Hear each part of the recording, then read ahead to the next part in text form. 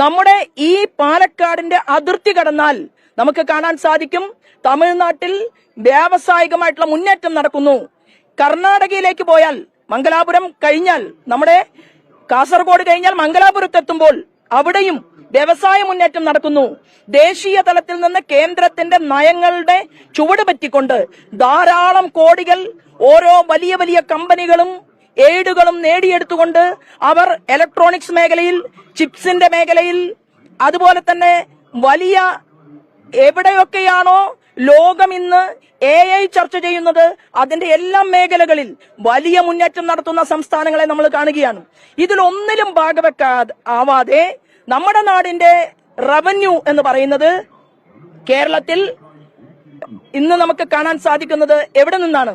പാവപ്പെട്ട മദ്യം കഴിക്കുന്ന സാധാരണക്കാരായിട്ടുള്ള മനുഷ്യരുടെ പോക്കറ്റ് ഊറ്റിയെടുത്തുകൊണ്ട് റവന്യൂ ഉണ്ടാക്കുകയും, നോൺ ടാക്സ് റവന്യൂ എന്ന് പറയുന്നത് എന്താണ്? ലോട്ടറി വിറ്റുകൊണ്ടുള്ള വരുമാന മാർഗം മാത്രമായിട്ട് നമ്മുടെ നാട്ടിൽ മാറുമ്പോൾ ഇവിടുത്തെ കാർഷിക മേഖല തകരുന്നു. ഇവിടുത്തെ വിദ്യാഭ്യാസ മേഖലയ്ക്ക് പഴയ പോലെ മുന്നേറാൻ സാധിക്കുന്നില്ല. ഇവിടെ ജനങ്ങൾ ചോദിക്കുന്ന ഒരു ചോദ്യത്തെയും അഡ്രസ് ചെയ്യാൻ സാധിക്കാത്ത ഒരു ഭരണകൂടത്തെ കേരളത്തിൽ നമുക്ക് കാണാൻ സാധിക്കുകയാണ്.